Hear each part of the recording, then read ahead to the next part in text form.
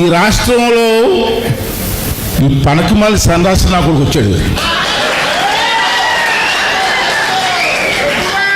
వీడికి ఏం తెలుసండి? వీడికి ఏం తెలుసండి? దాచుకోవడం తప్ప ఏం తెలుసండి వీడికి? పరిపాలన అంటే నీకేం తెలుసురా నచ్చినా కొడకలారా?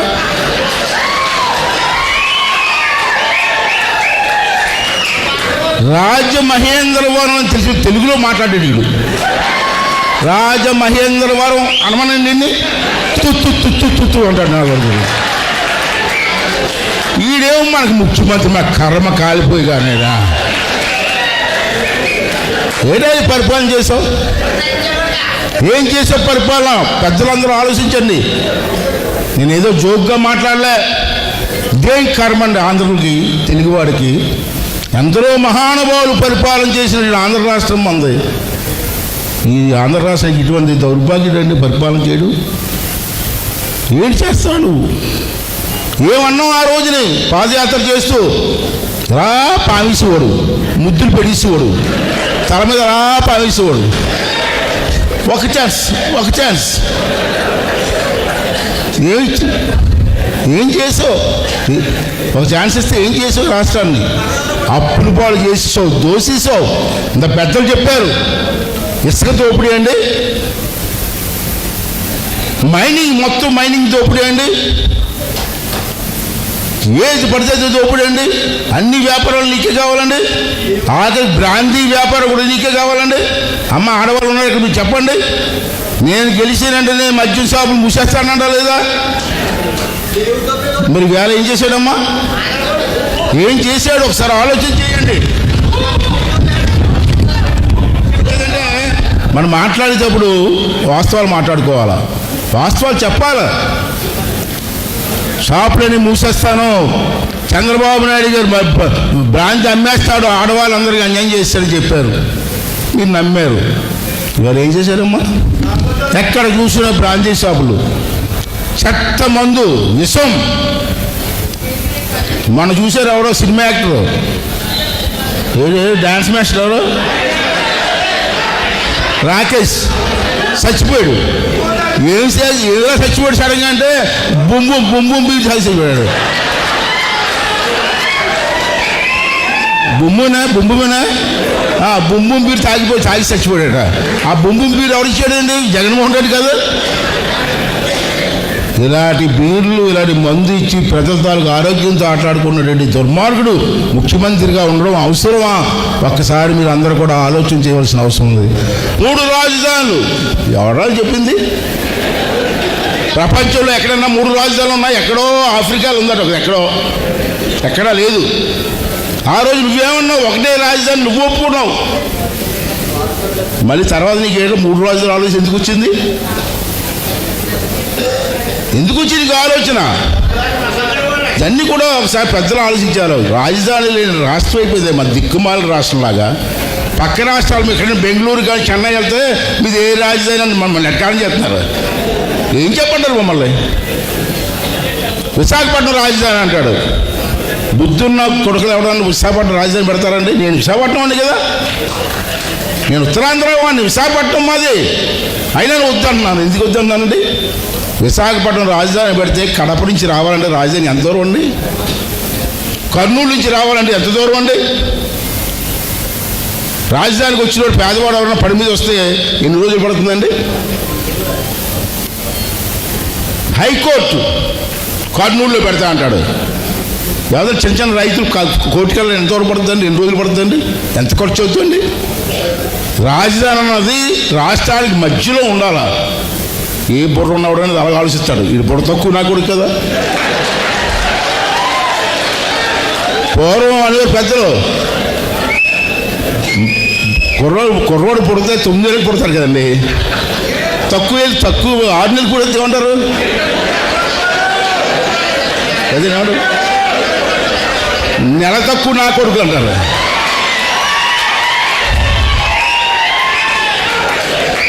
అటువంటి నా కొడుకు వదలను. గుర్రం దానికి ఏమన్నా ఒకసారి అర్థం చేసుకోవాల్సిన అవసరం ఉంది కదా. పెద్దలందరికీ తెలుసు, మీ అందరికీ తెలుసు. 30 లక్షల ఇల్లు కడతాను అని పెద్ద సాధించాడు ఆ రోజుని పేదవాళ్ళకి. ఎక్కడికి కట్టారా? ఎక్కడికంటే చూపించు. బురదలో ఇల్లు ఇస్తావా? శ్మశానాలు ఇల్లు ఇస్తావా?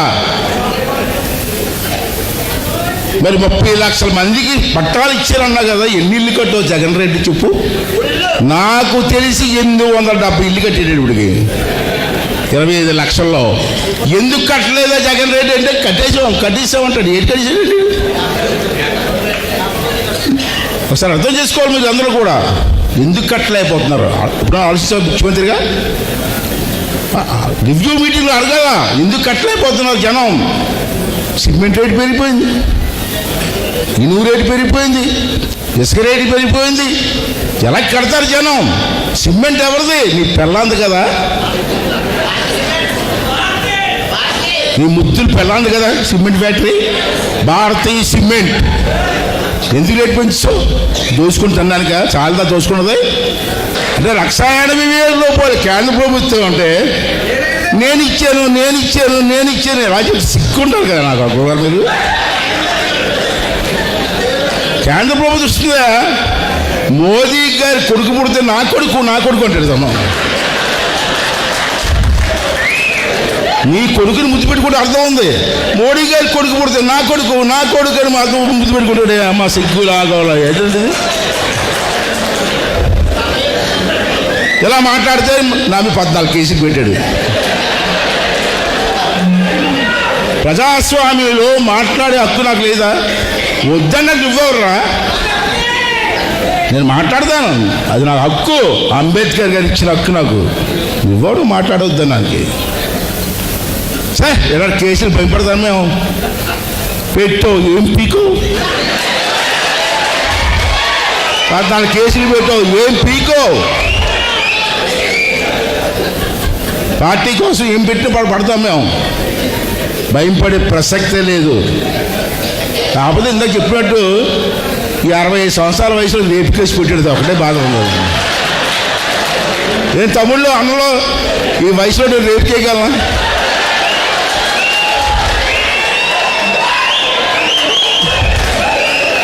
మరి ఇలాంటి పరిస్థితుల్లో నా మీద కేసు పెట్టు ఎంతవరకు దౌర్భాగ్యం అండి. పరిపాలన అండి, ఏంటి పరిపాలన? ఒకసారి మీరు అందరూ కూడా అర్థం చేసుకోవాల్సిన అవసరం ఉంది. చూశారు పోలవరం ప్రాజెక్ట్,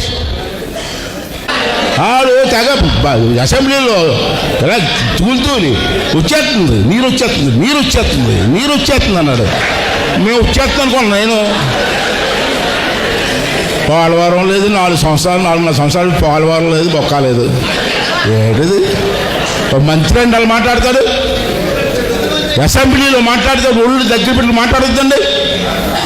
వచ్చేస్తుంది, వేడి ఉందన్నా, తొందరలేదు కన్నా, వచ్చేస్తుందన్నా. ఆడిపోయాడు. ఇప్పుడు ఇంకో మంత్రి వచ్చాడు పోలవరానికి. ఏం పేరు అతని పేరు? అంబటి రాంబాబు గారు పోలవరం ఎంతవరకు వచ్చిందంటే అరగంట చాలన్నా అంటాడు. రాంబాబు గారు పోలవరం ఎంతవరకు వచ్చింది సార్ అంటే అరగంట చాలు. మా అవంతి శ్రీ ఒక మంత్రి ఉన్నాడు.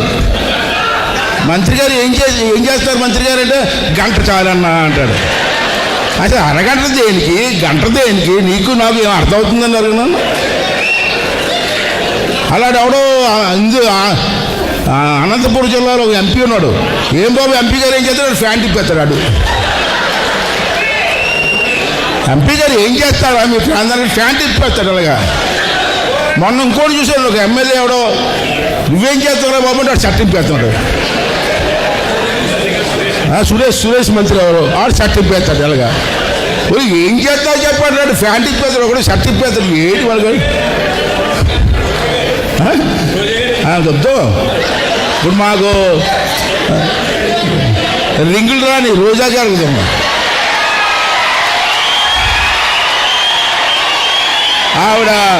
ఆవిడేమో ఏ మంత్రి? టూరిజం అమ్మా, టూరిజం మంత్రి. మరి మా ఏరియా అరకు వ్యాలీ, చింతపల్లి, పాడేరు ఇవన్నీ కూడా టూరిజం సెంటర్ కదా. ఒకసారి విశాఖపట్నం వస్తే ఏమమ్మా మా టూరిజంకి ఏమైనా శాంక్షన్ చేసేవంటే నా సొగసు చూడు మాయా అంటది. అది కాదమ్మా మాకేమన్నా ప్రాజెక్ట్ ఇచ్చావంటే నా సొగసు చూడు మాయా అని. ఏడు చూస్తాం సొగసు, ఏడు కర్మ. మంత్రి ఇటువంటి దౌర్భాగ్యం నాగడుగులు అందరూ మంత్రులు. వీడికంటే దౌర్భాగ్యుడు సీఎం కూడా ఒక సీఎం మనకే. అలాగే ఏంటి పరిపాలన ఒక్కసారి అర్థం చేసుకోవాల్సిన అవసరం ఉందమ్మా.